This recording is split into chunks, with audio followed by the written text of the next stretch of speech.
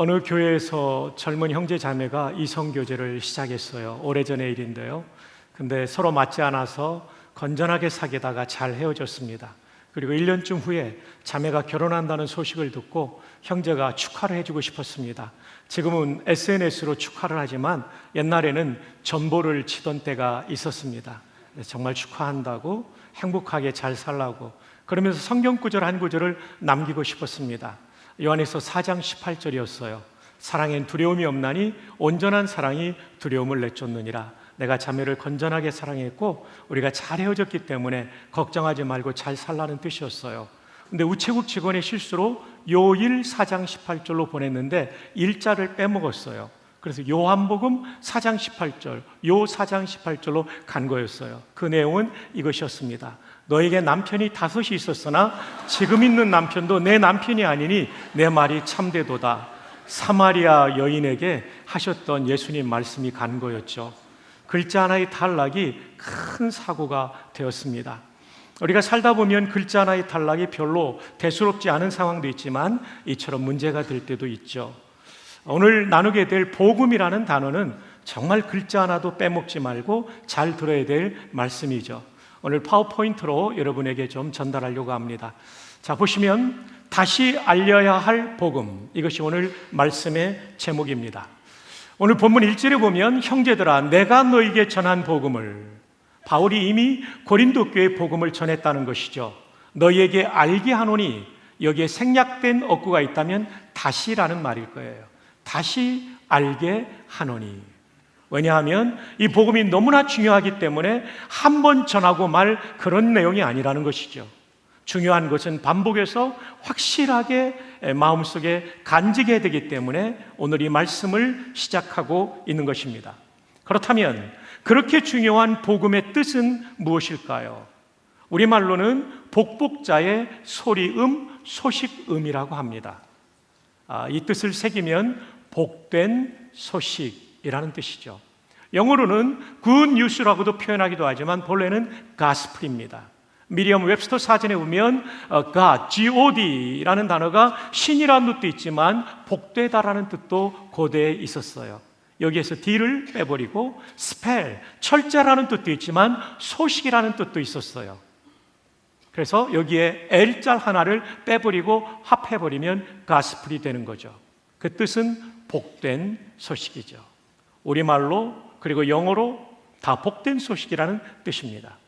신약 성경이 기록된 그리스말 헬라어로는 유앙겔리온이라고 합니다. 한번 저를 따라 한번 해볼까요? 유앙겔리온. 발음이 아주 좋습니다.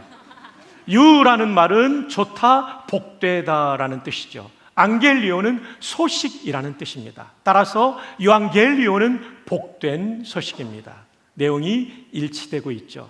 근데 우리 목사님들이 보는 키텔 사전, 이 신학 사전에 보면 이 유앙겔리온은 승리의 소식을 역사 속에 의미했습니다. 전쟁에서 승리했을 때 유앙겔리온 이렇게 외치죠. 왜 그럴까요? 고대의 전쟁에서 패전할 때는요, 군인들뿐만 아니라 민간인들까지 전부 학살을 당했어요. 아니면 국민들 전체를 노예로 삼았던 것이죠. 따라서 전쟁에서 패전한다는 얘기는 민간인까지 죽거나 노예가 된다는 그런 결론으로 이어지기 때문에 전쟁에서 승리했다는 것은 죽지 않아도 되고, 그리고 또 하나는 뭡니까? 노예가 되지 않아도 된다는 것이었죠. 자, 이런 의미를 가지고 제2차 페르시아 전쟁을 구성해 보았습니다.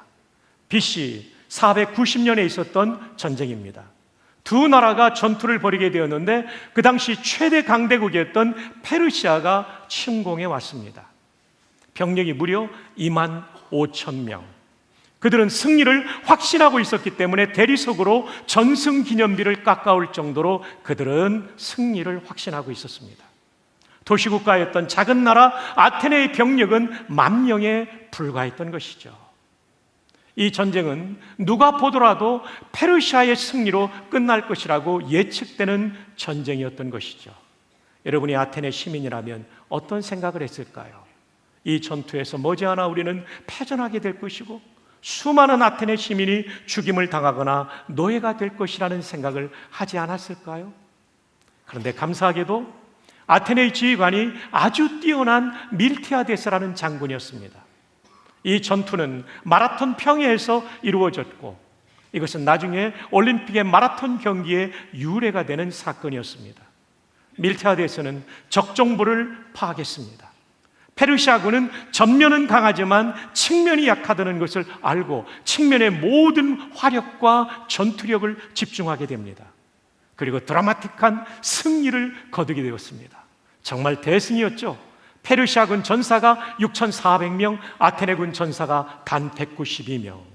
이 놀라운 승리를 안고 아테네 군인들은 얼마나 좋았을까요? 우리도 살지만 시민들도 모두가 살 수 있다는 이 소식, 이 기쁜 소식, 복된 소식을 안고 파이데 피데스라는 병사가 42km를 넌스톱으로 달려가 아테네 다운타운에서 외칩니다. 유앙겔리온, 유앙겔리온, 아데나이 에니케사.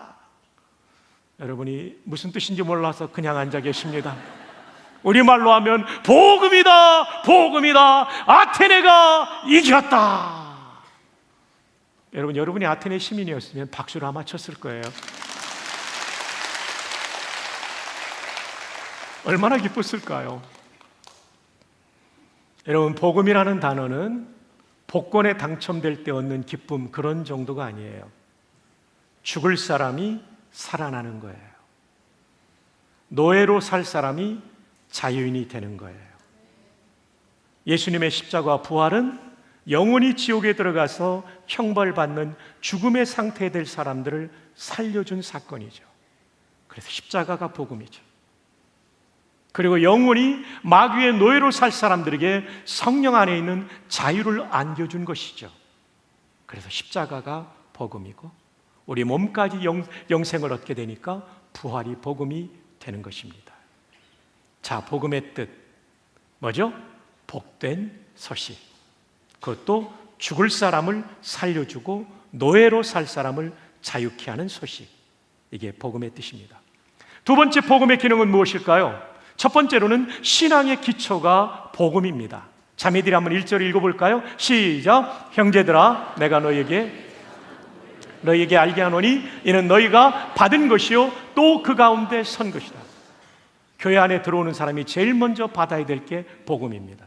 그리고 기초가 복음입니다.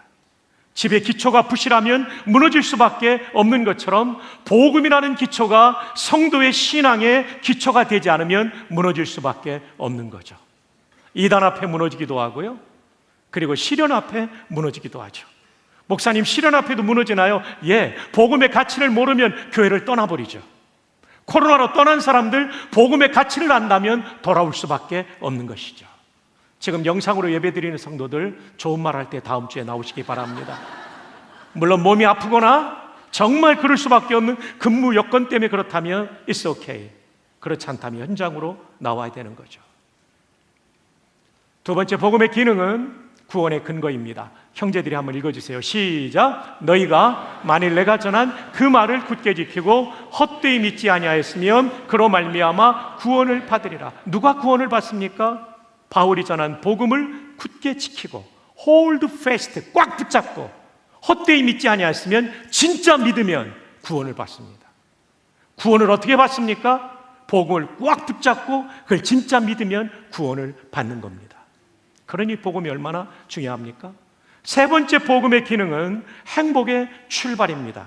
자, 우리 함께 요한 3서 1장 2절을 읽어요. 시작. 사랑하는 자여, 내 영혼이 잘된 같이 내가 범사에 잘되고 내가 간구하노라. 여러분, 복음은요 가장 중요한 것이 속죄와 구원입니다. 영생을 얻게 하는 것입니다. 그러나 또 하나는 우리 삶의 의미와 보람을 안겨주는 행복의 출발이 복음으로 말미암아 오는 것이죠.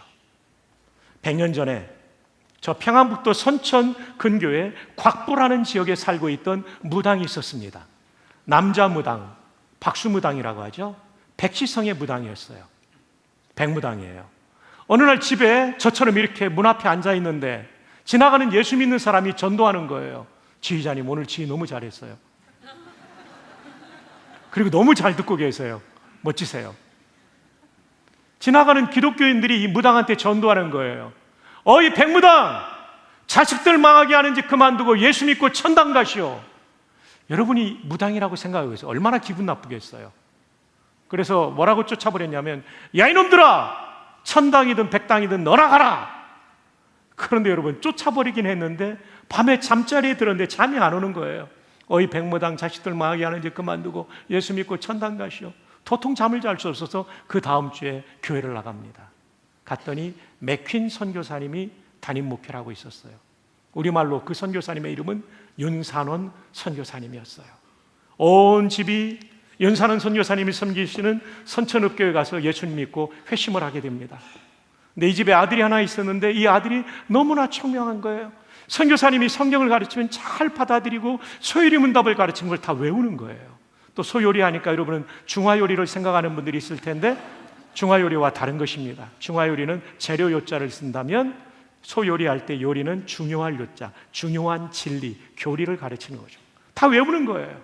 그래서 이 아들을 이제 정말 아끼고 잘 키우는데 어느 날 신방을 가던 윤산원 선교사님이 장작을 좀 펴놓으라고 그랬어요. 보통 아이들 같으면 몇 시간 하다가 또는 몇십 분 하다 그만두잖아요. 그날따라 신방이 늦게 끝났는데 늦은 시간까지 장작을 패는 소리가 들려오는 거예요. 이 맥퀸 선교사님 마음에 감동이 됩니다. 그리고 이 아들을 유학을 보내요. 그리고 이 아들이 1929년도에 예일대학교에서 박사학위를 받아요. 여러분, 놀라야 될 때 안 놀라면 제가 놀라게 됩니다. 지금도 예일대학교에서 박사학위 받기 힘들잖아요, 권사님. 맞아요. 1929년에 받고 들어오세요. 귀국해서 이분이 연세대학교에서, 그때는 연희전문학교죠, 강의를 했어요. 그리고 6.25 때는 교육부 장관이 됐어요. 문교부 장관이죠. 군목제도를 만드시는데 한경직 목사님과 함께 큰 역할을 감당하게 되죠. 그리고 군선교 이사의 초대 이사장이 되시죠. 그리고 1957년도에 연희대학교와 세브란스 의대가 통합돼서 연세대학교로 출발할 때 이분이 초대 총장이 되죠. 그분이 누구냐면 지금 연세대학교 중앙도서관 앞에 앉아 계시는 용재 백락준 박사님입니다. 생각해 보세요. 무당의 아들이었어요. 이 아들에게 무슨 희망이 있었겠어요? 네, 복음이 들어오게 될 때 영생을 얻을 뿐만 아니라 그의 인생이 의미 있게 쓰임받은 것이죠. 복음은 우리에게 영생을 줄 뿐만 아니라 우리의 삶의 의미와 보람을 더해주는 행복의 출발이 되는 것입니다. 이 은혜가 여러분 가운데 있기를 주님의 이름으로 축복합니다. 자, 그럼 세 번째, 복음의 내용은 무엇일까요? 두 번째는 복음의 기능이었죠. 신앙의 기초, 구원의 근거, 행복의 출발. 그럼 큰 세 번째로 복음의 내용은 무엇일까요? 첫 번째가 십자가입니다. 3절 다 함께요. 시작. 내가 받은 것을 먼저 너희에게 전하였노니 이는 성경대로 그리스도께서 우리 죄를 위하여 죽으시고, 내가 받은 것, 복음을 말합니다. 한 문장 한 문장마다 복음을 다른 말로 표현하는 논리적 놀라운 탁월함을 보여주고 있죠. 그는 유대교 학자였기 때문이죠. 바울 사도는요. 이는 이 복음이 뭐냐면 성경대로 그리스도께서 우리 죄를 위하여 죽으시고 십자가의 죽으심이 우리에게 복음이 된다는 것입니다. 사랑하는 여러분, 그렇습니다. 십자가가 왜 복음이냐면 십자가만이 우리 죄를 속죄하기 때문입니다. 이 시간 저는 한 형제를 강단으로 초청하고 싶습니다. 찬양대 맨 뒷줄에 두 번째 갈색 염색을 하신 형제님 잠깐만 올라와 주시기 바랍니다. 저를 좀 도와주시기 바랍니다. 너무 멋지세요. 올라오세요. 계단으로 올라오세요. 제가 구약의 성도인데 하나님께서 직결 심판할 땐 그 자리에서 죽는 경우도 있지만 이렇게 제가 용서받기 위해서는 속죄 제물 어린 양 한 마리를 끌고 왔어야 됐어요. 좀 더 가까이 오십시오. 양처럼 이렇게 한번 해주십시오. 머리도 완전히 그 곱슬곱슬한 것이 양의 머리하고 비슷하잖아요. 예. 일본이 뭐냐면 두 손을 포개서 얻는답니다. 이스라엘에서 공부한 학자 얘기를 들어보니까 그러면서 일본이 회개기도입니다. 하나님, 저희의 이 죄는 하나님의 심판을 받아 마땅하지만 하나님께서 대속의 제물을 받고 용서해 주신다는 언약을 믿고 회개합니다. 저를 용서해 주십시오. 이게 1번이에요. 그럼 박성규의 죄가 이 양에게로 옮겨갑니다. 두 번째로는 목을 칩니다. 내 다리를 치고 온몸을 조각냅니다. 이제 쓰러지셔야 될 차례입니다. 너무 잘하셨어요. 계속 있어야 돼요. 일어나면 안 돼요. 참고로 저희는 리허설을 안 했다는 사실을, 그리고 이 순간 제가 보면서 찬양대 중에 제일 잘할 사람을 뽑았는데 너무 잘하세요. 양이 저 대신 당한 거예요. 심판받은 거예요. 그 다음에 이 양을 씻어서 번제단 들어보셨죠? 거기다 움직이면 안 됩니다. 번제단 위에 올려놓고 지옥불 같은 맹렬한 불로 이 양을 태워버려요. 얼마 후에 양이 다 타서 없어지겠죠? 뭐가 없어졌다는 얘기죠? 박성규의 죄가 이렇게 심판받은 거예요. 근데 문제가 있어요. 저는 사람이고 이 재물은 동물이에요. 이퀄이 안 돼요. 등가, 같은 가격이 아니에요. 이건 부당한 거래예요. 사람이 죄를 지었으면 누가 죽어야 되냐면 사람이 죽어야 되는 거죠. 근데 모든 사람이 죄를 범하였기 때문에 대속제물이 될 인간은 한 명도 없어요. 대신 죽어줄 놈도 없고 연도 없는 거예요. 모든 사람이 죄인이니까. 그래서 할 수 없이 하나님께서 자신의 아들을 이 땅에 보내신 거예요. 그 방법밖에는 속죄의 길이 없기 때문에, 그 방법밖에 없기 때문에 완전하신 하나님, 100% divinity, 신성의 100%를 가지신 그분이 완전한 인간, 100% humanity, 완전한 인성을 입고 이 땅에 오신 거죠. 그래서 예수님께서 걸어가실 때 세례 요한이 예수님을 보면서 뭐라고 말합니까? 보라, 세상 죄를 지고 가는 누구의 어린 양이라고요? 하나님의 어린 양이에요. 사람이 준비한 양은 짐승이에요. 동물이에요. 하나님이 준비한 양은 완전한 인간이에요. 이분의 죽음이야말로 인간의 죄의 대가를 완전히 치를 수 있는 것이었죠. 그분이 마침내 십자가에서 죽으시면서 선언하십니다. 다 이루었다. 이 얘기는 속죄를 다 이루었다는 얘기예요. 죄값을 다 치렀다는 얘기예요. 헬라어로 테텔레스타이, 얘기는 완료 부정사인데 완벽하게 어떤 일을 마쳤을 때예요. 제가 권사님 가게에 가서, 가게 안 하실 수도 있지만, 제가 100만 원짜리 물건을 샀다고 쳐요. 100만 원을 다 냈으면, 아직 누워 있어야 돼요. 100만 원을 다 냈으면 사장님이신 권사님이 저한테 테텔레스타이, 값 다 받았습니다, 이 뜻이에요. 그러니까 예수님께서 테텔레스타이 외쳤다는 것은 죄값을 다 치렀다는 것이죠. 이 십자가만이 우리의 죄를 완전히 속죄합니다. 이제 일어나세요. 허그 한번 합시다. 너무 수고하셨어요. 사랑해요. 축복해요. 네, 예, 감사합니다. 정말 완벽한 설교를 돕는 귀하신 우리 집사님 너무 고맙습니다. 아마 여러분, 우리 집사님의 그 모습이 잊혀지지 않을 거예요. 예수님이 그렇게 우리를 위해 대신 속죄를 이루신 거죠. 그리고 다 이루었다. 테텔레스타이, 다 이루신 거예요. 그 길만이 우리를 속죄하죠. 여러분, 한국 불교에서 가장 존경하는 스님은 성철 스님입니다. 돌아가신 지 꽤 되셨죠. 그분은요, 정말 자기 영을 맑게 하고 속죄를 얻기 위해서, 득도하기 위해서 얼마나 고행을 많이 했는지 몰라요. 그분은요, 20년 동안 영을 맑게 하기 위해서 불에 익히지 않은 생식을 먹었어요. 생식을 먹으면 내 영이 맑아진다고 생각하죠. 생명 기운이 들어온다고 생각했죠. 20년 동안 생식을 드시고 10년은 누워서 주무시지 않았어요. 여러분, 앉아서 잔다는 게 얼마나 힘들어요. 그래서 그걸 장좌불화, 길게 앉아있고 와자가 누우러 왔잖아요. 눕지 않는다, 불화예요. 장좌불화. 지금 몇 분이 장좌불화의 상태에 들어가 있는 분이 계세요. 1부 예배 때는 한 명도 없더라고요. 근데 2부, 3부에 와서는 이제 좀씩 장좌불화의 상태에 들어가는 분이 계시는데, 웃음소리와 함께 그분들이 부활하시게 되어서 너무나 기쁩니다. 그렇게 고행을 많이 하셨던 분이에요. 그런데 이분이 어떤 얘기를 하셨는지 아십니까? 돌아가실 때 내 죄가 수많은 중생의 무리를 속인, 중생은 득도하지 못한 불쌍한 사람들이죠. 수많은 중생의 무리를 속였으니 내 죄가 수미산을 넘는다. 전설 속에 나오는, 불교의 전설 속에 나오는 산인데 높이가 112만 킬로미터입니다. 에베레스트가 10km도 안 돼요. 최고봉이 8.8km인데 112만 킬로미터니 얼마나 높은 산입니까? 내 죄가 그 산을 넘는다. 그리고 나는 이 죄를 짊어지고 천갈래 만갈로 찢겨져서 아비규환의 무간지옥으로 떨어질 것이다. 여러분, 이것은 무엇을 우리에게 가르쳐 줍니까? 수도를 통해서 죄는 깨달을 수 있다는 것입니다. 그러나 수도를 통해서 속죄의 길은 발견할 수 없고 내가 얼마나 나쁜 죄인인지를 깨달을 뿐이라는 거예요. 인간의 수행 노력은 구원의 길이 될 수가 없습니다. 오직 십자가 다 이루었다고 선언하신 그곳에서만 여러분의 죄가 해결된 것입니다. 형제님, 정말 오늘 수고 많으셨어요. 예수님의 자리에 계셨던 거예요. 결혼하셨어요? 예, 부인께서는 양해해 주시기를 바랍니다. 여기 계세요. 예. 십자가. 근데 우리가 교회를 다니면서 궁금한 게 뭐냐면 나보고 자꾸 죄인이라고 하는 거예요. 어려서부터 또는 모태신앙으로 자란 사람은 굉장히 궁금한 게 많을 거예요.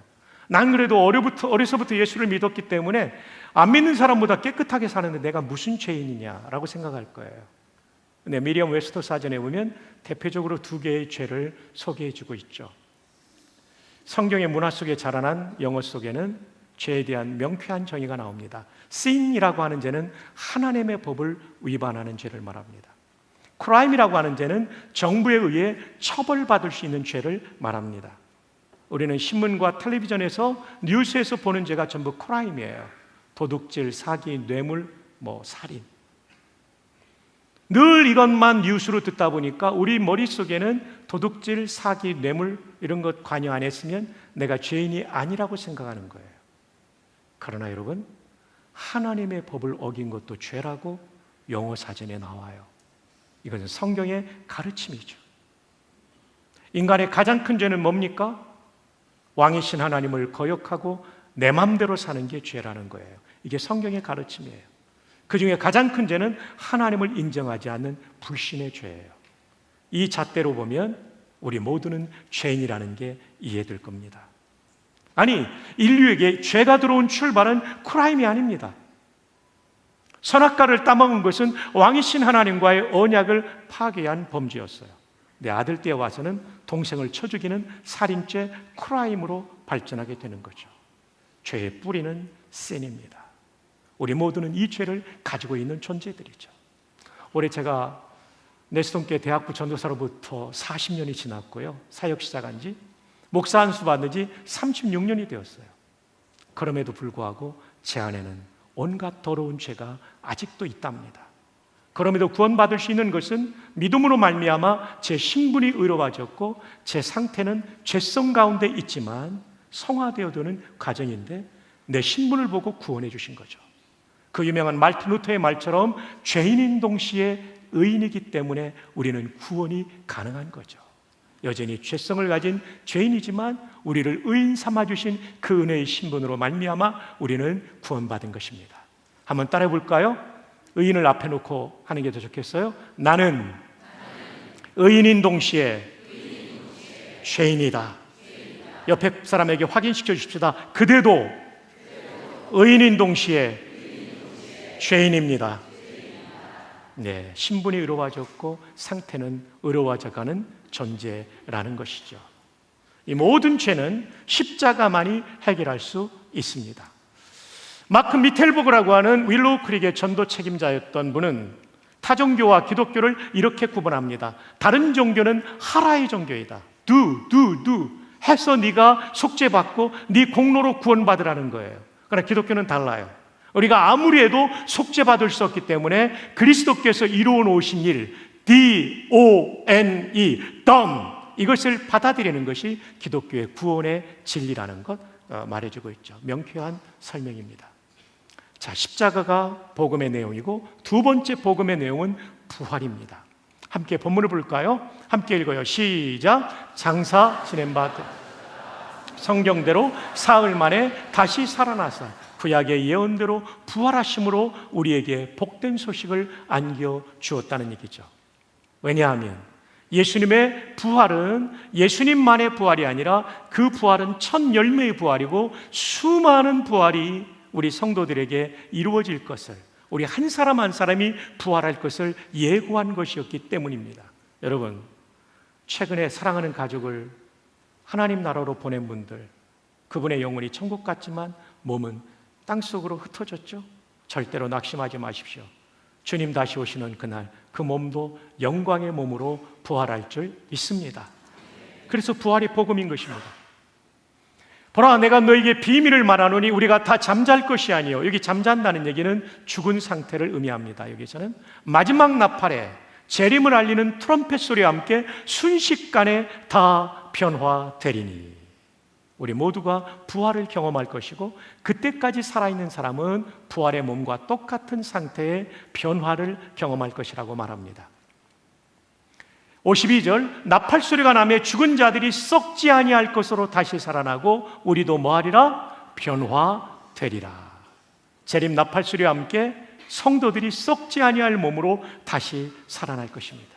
지금 몸은 노화되고 죽고 땅에 묻히면 썩는 몸이지만 부활 때의 몸은 영원히 죽지 않는 영생하는 몸이 될 것이라는 것입니다. 15장 42절, 썩을 것으로 심고 썩지 아니할 것으로 다시 살아나고, 여러분이 부모님을 땅에 매장할 때는 그 몸은 썩을 몸이에요. 그러나 부활할 때의 몸은 썩지 않는 영생하는 몸이 될 것이니 이것이야말로 복음이 아닐까요? 43절, 욕된 것으로 심고 영광스러운 것으로 다시 살아나며, 지금 우리 몸은 추악한 몸, 더러운 몸입니다. 변함없이 성화를 향해 나아가고 있지만 여전히 우리는 죄성 가운데 있습니다. 그런데 부활한 몸은 성화가 완성된 영화의 몸, 할렐루야! 할렐루야! 그 영광의 몸을 우리가 입게 된다는 거예요. 놀라운 일이죠. 빌립보 3장 21절은 우리의 낮은 몸을, 이 추하고 낮은 몸을 자기 예수님의 영광의 몸, 신성이 같아진다는 것이 아니라 인성의 완벽한 회복을 이룬다는 거죠. 형체와 같이 변하게 하실 것이라고 말합니다.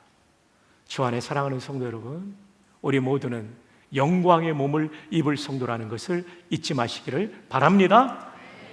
43절에 하나 건너뛰었는데, 약한 것으로 심고 강한 것으로 다시 살아나며, 이 자리에도 몸이 약한 부분들이 있을 거예요. 암투병하는 분도 있을 수 있고 만성질환에 시달리는 분들도 있을 수 있어요. 기억하십시오. 부활의 몸은 질병이 완전히 없는 완벽한 몸을 가지게 될 것입니다. 그리고 흰머리 소녀들 더 이상 염색 걱정 안 해도 됩니다. 중년의 여성들 주름 걱정 안 해도 됩니다. 보톡스 맞을 걱정 없는 얼굴로, 지금보다 더 아름다운 얼굴로 여러분들을 바꾸어 주실 것입니다. 진짜 아멘이죠. 거기에다가 죄성까지 극복된 성화가 완성된 영화의 몸을 입을 거예요. 그래서 여러분, 우리가 사역훈련 때 공부한 로마서 8장에 보면 뭐라고 되어 있냐면 몸의 속량을 기다린다. 이 속량이 구원을 의미하잖아요. 몸의 구원이 뭐냐면 부활이에요. 주 안에 사랑하는 성도 여러분, 우리는 영광의 부활을 할 사람이라는 것을 잊지 마시기를 주님의 이름으로 축복합니다. 여러분, 이어령 박사님께 제가 복음을 전한 적이 있었어요. 그 따님이 남가주 사랑의교회 집사님이었는데, 이민아 변호사님이, 아버님이 오셨는데 담임 목사님 안 계셔서 수석 부목사인 저에게 복음을 전하라고 해서 제가 세리토스에 있는 이민아 집사님 집에 가서 복음을 전했어요. 다 전하고, 박사님 예수님 영접하시겠습니까? 그랬더니, 목사님, 지금도 잊혀지지 않는 한 문장이 있어요. 목사님, 미안합니다. 아직은 저항감이 있네요. 문학가니까 표현도 문학적으로 하시더라고요. 보통은 저 다음에 할게요 이러잖아요. 목사님, 아직은 저항감이 있네요. 그 이어령 박사님의 그 진지한 얼굴, 그 얼굴이 지금도 기억납니다. 근데 이분이 후에 예수님을 어떤 어른 목사님을 통해서 영접하시고 책을 냈어요. 지성에서 영성으로. 일평생 지성을 추구하던 어른이 지성 후에 영성의 가치가 있는 걸 깨닫고 쓴 책인데, 151쪽에 부활에 대해서 이런 얘기를 썼어요. 딸 미나로 인해 하나님을 만나게 되었지만, 그렇다고 딸이 실명 위기에서 치료된 것 때문에 기독교를 받아들인 것은 아닙니다. 그런 기적은 목적이 아닙니다. 지금 하나님께서 병을 고쳐주셔도 언젠가는 누구나 죽게 됩니다. 그렇죠? 그러므로 지상의 진짜 기적은 단 하나, 부활과 영원한 생명뿐입니다. 진짜 저도 아멘 했어요. 이 어른이 복음을 제대로 알고 믿으셨구나. 작년에 천국 가셨죠. 부활이 복음인 것이죠.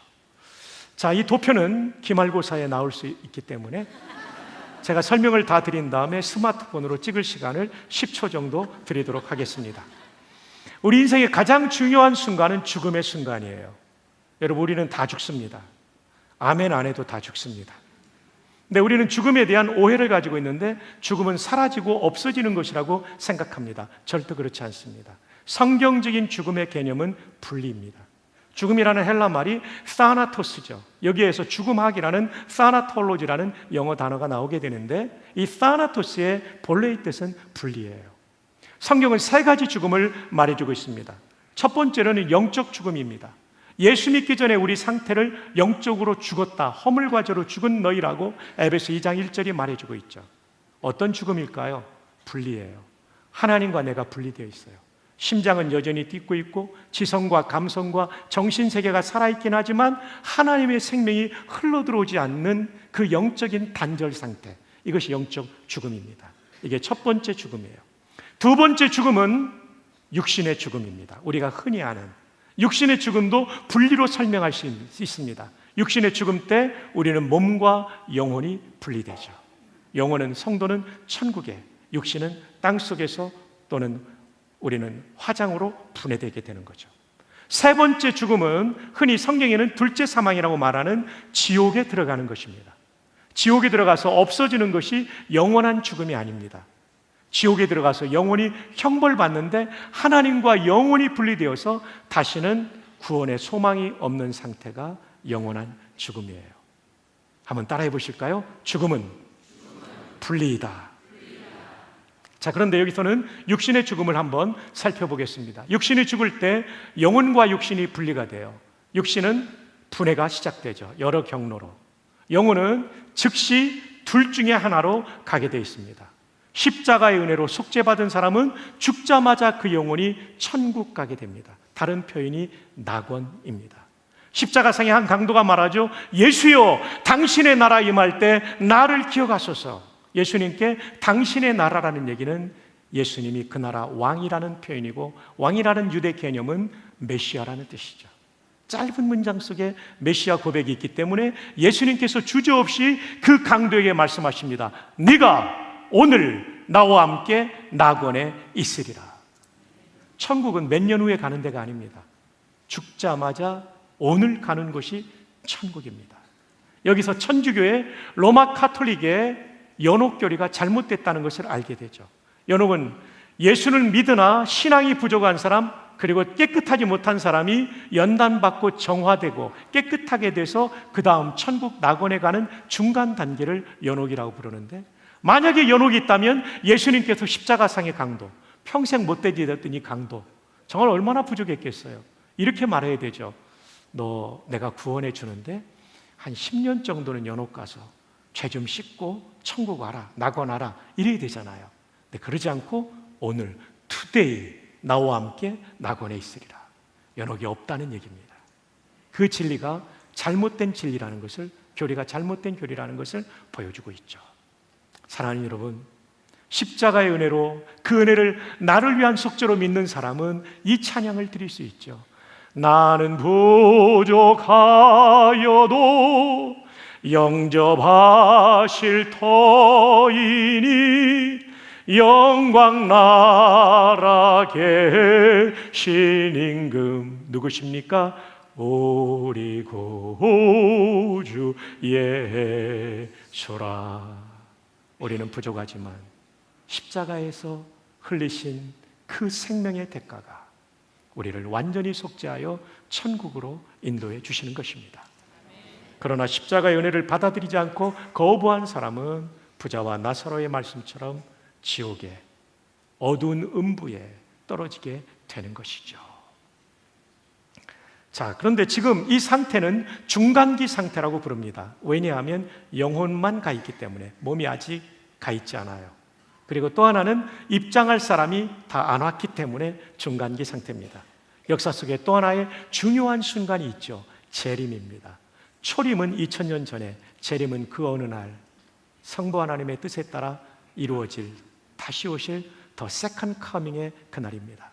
이때 부활이 일어나게 됩니다. 그래서 천국에 있는 영혼과 지옥에 있는 영혼이 연합을 하게 되는데 육신의 부활이 이루어지죠. 그래서 우리는 사도신경으로 고백할 때 몸이 다시 사는 것과 영혼이 사는 것을 믿사옵나이다. 이 몸이 사는 거예요. 영혼은 죽지 않았기 때문에 영혼의 부활은 틀린 표현이고 몸의 부활을 경험하게 됩니다. 그런데 구원받은 성도의 몸의 부활은 그야말로 영광스러운 부활이에요. 모든 죄성을 이긴, 그리고 완전한 몸을 갖게 된 영광스러운 부활을 우리는 하게 될 것입니다. 그러나 믿지 않는 사람들은 죄 용서를 받지 않고 아직도 죄성이 남아있는 지옥의 부활을 경험하게 될 거예요. 여러분, 예수 믿기 정말 잘하셨죠? 할렐루야. 정말 이 부활을 우리는 소망해야 되는 것이죠. 그리고 나서 최후 심판이 이루어집니다. 속죄받은 우리에게는 주님과 그 영광을 위해서 충성했던 흔적들을 모아 상급을 주실 것이고, 불신자들은 자기의 죄를 짊어지고 그리고 그들의 모든 죄성에 대한 대가를 치르게 돼 있는 거죠. 죄의 형벌을 받고 영원히 지옥에서 살게 되는 것입니다. 우리가 주님의 심판대 앞에 섰을 때 누군가 말할 거예요. 박성규가 이런 죄 졌고 저런 죄 졌고, 그때 변호사이신 예수님이 말씀하실 거예요. 맞습니다. 박성규가 그 죄를 다 지었습니다. 그런데 내가 십자가에서 그 죄를 다 씻어버렸습니다. 박성규의 충성만을 아버지 하나님이시여 기억해 주십시오. 우리 모두에 대해서 그렇게 주께서 말씀하실 것입니다. 우리의 남은 일생을 주를 위해 충성스럽게 살아가는 복된 성도들 되기를 주님의 이름으로 축복합니다. 자, 십자가가 왜 복음입니까? 십자가 때문에 속죄받고 천국 갑니다.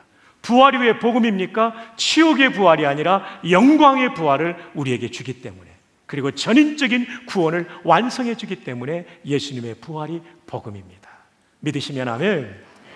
자, 10초 동안 촬영 시간을 드리겠습니다.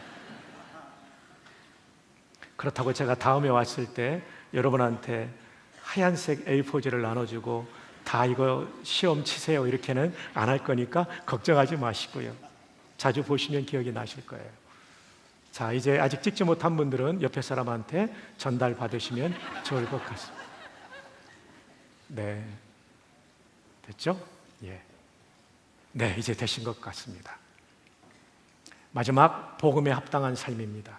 먼저는 복음을 받아들이셔야 돼요. 혹시 이 자리에 어려서부터 예수님을 믿었거나 최근에 교회를 나오셨는데 복음에 대해서 제대로 받아들이지 않은 분이 있다면 오늘 이 시간 꼭 이 복음을 받아들이시기를 바랍니다. 두 번째로는 이 구원을 확신해야 돼요. 복음을 받아들이면 구원을 받는데 확신해야 돼요. 어떤 분에게 지금 죽어도 천국 갑니까? 그러면 죽어봐야 알죠. 이런 분들이 계세요. 하나님이 그렇게 우리에게 구원을 이루어 가실까요? 아닙니다. 요한일서 5장 13절에 내가 하나님의 아들의 이름을 믿는 너희에게 이것을 쓰는 것은, 성경을 쓰는 것은 이라는 뜻이에요. 너희에게 영생이 있음을 너희로 하여금 알게 하려 함이라. 성경 기록의 중요한 목적 중에 하나가 구원을 확신하는 것입니다. 그러면 성경의 어떤 구절을요? 굉장히 많죠. 그 중에 대표적으로 한 구절 우리 떠올릴까요? 요한복음 3장 16절 시작. 하나님이 세상을 독생자를 주셨으니 이는 그를 믿는 자마다 멸망하지 않고 영생을 얻게 하려 하심이라. 하나님이 세상을 이처럼 사랑했다. 그리고 독생자를 십자가에 내어주시고 부활시키셨다. 이는 그를 믿는 자마다 그 십자가와 부활이 나를 구원하고 몸까지 전인적 구원을 이룬다는 사실을 믿는 자마다 지옥에서 멸망하지 않고 이 땅에서도 영생을 맛보다가 천국에서 영생을 누리게 할 것이다. 이 진리를 받아들이면 여러분 구원이 있습니다. 더 이상 의심하지 말고 확신하기를 축복합니다. 이 확신을 돕기 위해서 제가 한 스토리를 좀 만들어 보았습니다. 여러분, 6월절 아시죠? 출애굽기에 나오는 이집트에서 구출받았던 놀라운 사건. 우리 모두가 이 시간 여행을 떠납시다. BC 1400년, 지금으로부터 3400년 전에 이집트의 거리를 그 밤, 6월절의 밤에 걸어가고 있다고 생각해 봅시다. 창문을 통해 아들과 아빠의 소리가 들려옵니다. 아빠, 오늘 히브리 하나님이 이집트 전체를 심판하신다는 상징으로 처음 태어난 사람과 동물을 치신다, 죽이신다고 하는데 양의 피를 바르면 살려준다고 했는데 발랐나요? 아니, 아빠 어떻게 해요? 나 죽잖아. 야 이놈아, 내가 이집트의 국방장관인데 누가 내 아들을 죽여? 이 아들 살았을까요? 죽었을까요? 안타깝지만 죽었어요. 두 번째 집으로 우리가 건너가 봅시다. 창문을 통해 들려옵니다. 아빠, 우리 하나님이 오늘 이집트 전체를 심판하시는 상징으로 처음 난 사람과 동물을 죽이시는데 살 수 있는 길은 속죄양의 피를 바르는 것이라고 했는데 바르셨나요? 발랐지. 오, 아빠 나 살겠네요? 글쎄다, 내일 아침 돼봐야 알겠다. 이 아들 살았을까요? 죽었을까요? 살았지만 불안한 밤을 보냈을 거예요. 이제 셋째 집으로 가봅시다. 아빠, 오늘 하나님께서 이 이집트를 심판하신다는 차원으로 첫 아들들, 첫 동물들을 죽인다는데 살 수 있는 방법은 속죄양의 피를 이 문틀에, 대문의 틀에 좌우 설주와 그리고 임방에 바르면 살려준다고 하시는데 바르셨나요? 발랐지. 아빠, 저 그럼 살겠네요? 아, 하나님은 언약에 신실하신 분이야. 약속하신 그대로 너를 반드시 살려주실 거야. 이 아들 살았을까요? 죽었을까요? 살기도 하고 평안한 밤을 보냈겠죠. 여기서 여러분, 왜 문에 좌우 설주와 임방에 피를 바르게 했을까요? 문은 그 집을 대표하는 것이죠. 좌우 설주는 왼쪽과 오른쪽의 문틀의 기둥, 프레임의 기둥을 말하는 겁니다. 또 프레임의 기둥을 말하는 거죠. 임방은 위에 가로지르고 있는 그 나무를 말하는 거죠. 좌우 설주와 임방을 발랐다면 빠진 곳이 하나 있습니다. 문턱이 빠져 있어요. 저는 신학대학원을 다닐 때 우리 담임 목사님과 제가 구약학을 배웠던 김희보 박사님의 책에서 이것을 발견했어요. 구약신학 논고라는 책에 보면 좌우 설주와 임방의 피가 발려졌을 뿐만 아니라 문턱에도 뿌려졌다. 왜냐하면 거기서 속죄양을 잡았기 때문이다. 문틀 전체가, 또 프레임 전체가 피로 물든 거예요. 심판의 천사가 그 집을 지나갈 때 그 문틀을 보면서 건너뛸 수밖에 없었죠. 조금 전에 형제가 저 대신 죽은 것처럼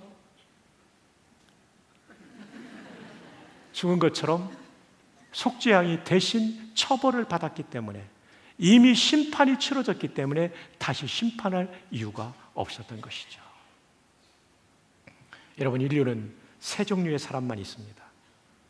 예수님의 피 묻은 복음 없이 구원받을 수 있다는 착각 가운데 사는 사람, 그 복음을 믿기는 했지만 확신이 없이 사는 사람, 세 번째로는 그 복음을 믿고 하나님의 언약의 말씀을 붙잡고 확신하는 사람입니다. 옆에 사람에게 여쭤봅시다.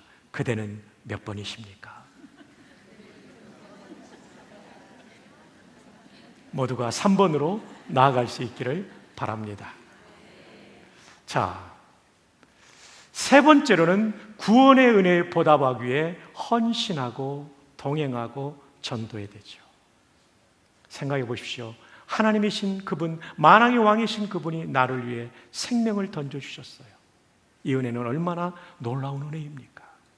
이제 우리도 우리 인생을 송두리째 그분께 드리는 헌신, 구원받고 나서 내 마음대로 사는 삶이 아니라 그분과 동행하며 여쭙는 삶을 살아야 되죠. 이 생각이 하나님 뜻에 맞습니까? 이 말하려는 것이 하나님 뜻에 맞습니까? 이 행동하려는 것이 하나님의 뜻에 맞습니까?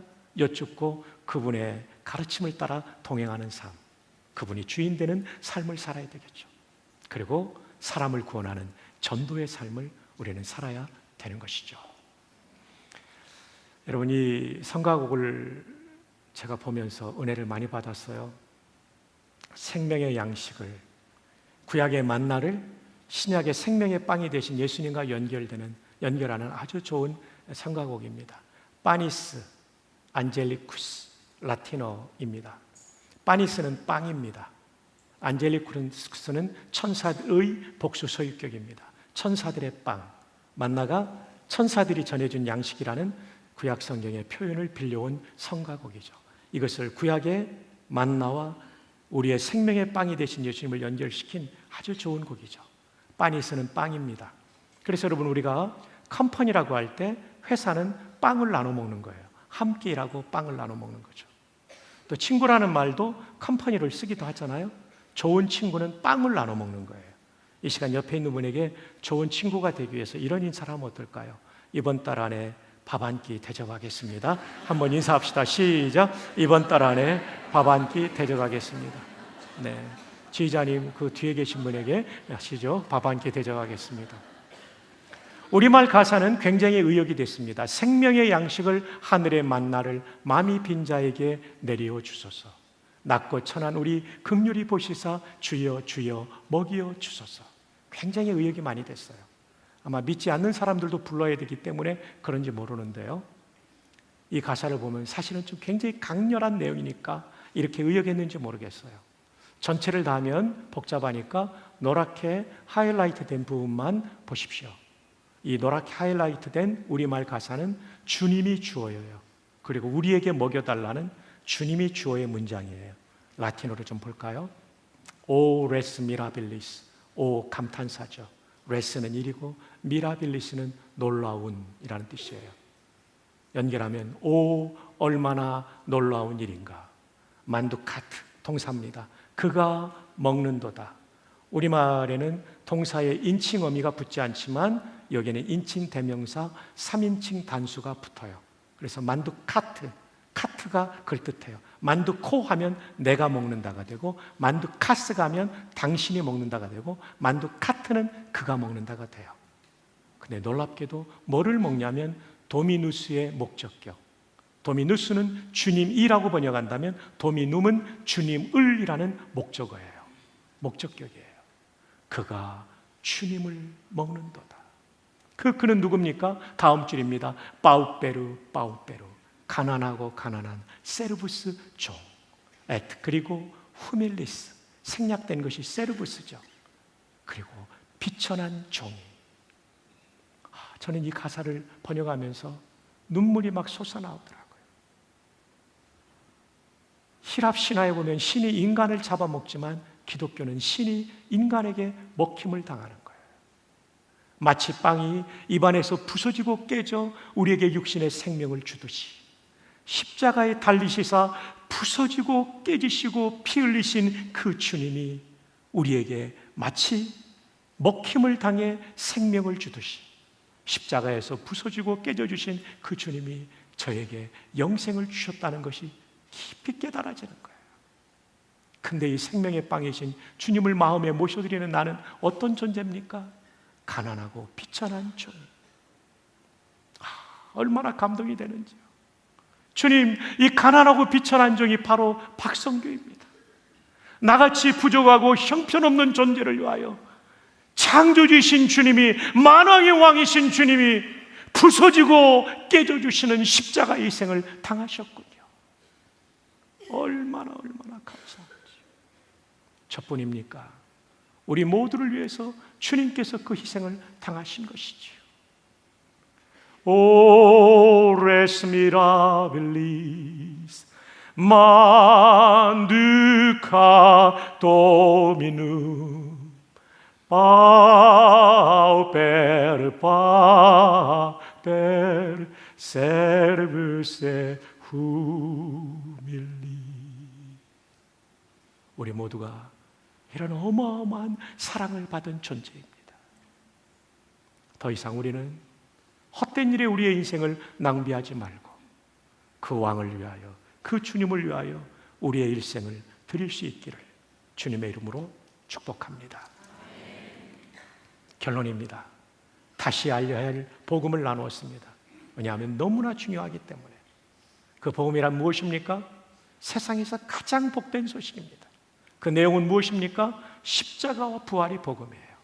마지막 세 번째로는 이제 우리는 이 복음을 믿어야 하고, 그래서 구원받아야 되고, 구원을 받은 사람은 더 이상 헤매지 말고 흔들리지 말고 확신할 수 있기를 바랍니다. 그리고 내 맘대로 살지 말고 그분과 동행하며 살고 한 사람이라도 더 영생을 얻도록 복음을 전하는 우리 모두가 될 수 있기를 주님의 이름으로 축복합니다. 기도하겠습니다. 잠시 오늘 들으신 말씀을 기억해 주십시오. 이미 복음을 믿어 구원받은 성도들, 이제는 확신하시기를 바랍니다. 그러나 아직 이 복음을 믿지 않은 한 분이라도 있다면 이 시간 그분을 위하여 초청합니다. 목사님, 오늘 저는 비로소 복음이 무엇인지 알게 되었고 이 복음을 믿음으로만 구원을 얻는다는 진리를 알게 되었습니다. 제가 그 복음을 받아들이기 원합니다. 저를 위해 기도해 주십시오. 이 소원이 있다면 손을 한번 번쩍 들었다가 내려주시기 바랍니다. 고맙습니다. 내리셔도 됩니다. 고맙습니다. 고맙습니다. 저는 작년에 코로나에 감염되었습니다. 감사하게도 의사이신 집사님이 팍슬로비드라고 하는 좋은 약을 주셨고 빨리 회복, 그리고 완전하게 회복될 수 있었습니다. 그러나 제가 팍슬로비드를 먹을 때 팍슬로비드의 화학적인 양리학적인 원리를 알았기 때문에 먹은 것이 아니라 그분에 대한 신뢰를 가지고 먹었던 것이고 저는 치료된 것이죠. 복음을 믿는다고 할 때 성경 전체를 알고 복음을 받아들이는 사람은 없습니다. 그러나 팍슬로비드보다 강력한 이 복음의 내용을 신뢰함으로 받아들인다면 오늘 여러분은 하나님의 자녀가 될 수 있습니다. 목사님, 팍슬로비드보다 강력하게 내 죄 문제를 치유하고 구원하실 예수님의 십자가와 부활의 복음을 제가 받아들이고 싶습니다. 저를 위해 기도해 주십시오. 이런 소원이 있다면 손을 한번 번쩍 들었다가 내려주시기를 바랍니다. 고맙습니다. 감사합니다. 정말 감사합니다.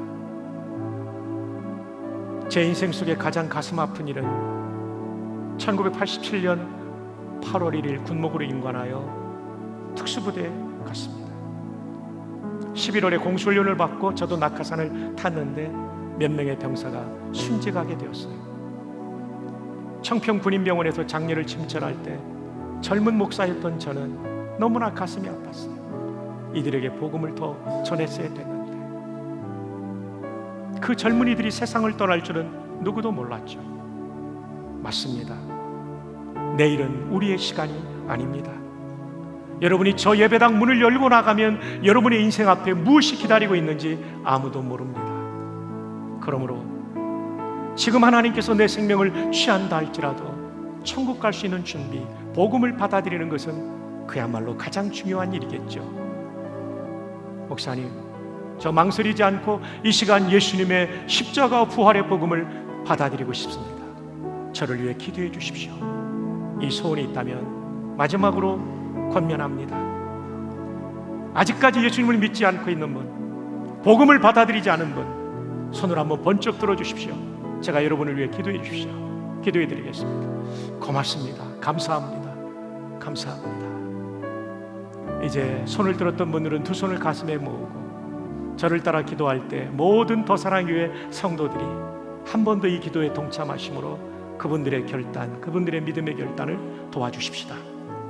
저를 따라 우리 모두 기도합니다. 주 예수님 고맙습니다. 십자가에서 저의 죄를 속죄하심을 감사합니다. 부활하심으로 영광의 부활을 이루실 것을 믿고 감사합니다.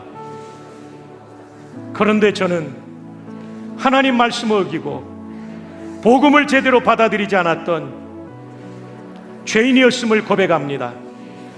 이 시간 저희 모든 죄를 내어놓고 회개하오니 저를 용서하여 주시고 구원하여 주옵소서. 제 안에 들어와 주시고 나의 왕, 나의 주인이 되어 주옵소서. 일생을 주님께 맡기고 살아가겠습니다. 인도하여 주옵소서. 예수님의 이름으로 기도합니다. 아멘. 제가 한 번 더 기도합니다. 오늘 하나님 생명의 복음을 나누게 해주셔서 감사합니다. 이미 받아들인 사람은 확신하게 하여 주시옵소서. 방황하지 말게 하여 주시옵소서. 당당하게 살아가게 하여 주시옵소서. 오늘 예수님을 영접하신 분들, 복음을 받아들인 분들, 이분들의 머리마다 안수하시고 성령으로 충만하게 하시고 하나님과 동행하는 인생의 행복을 누리게 하여 주시옵소서. 영상으로 예배드리는 성도들에게도 이 결단이 있게 하여 주시옵소서.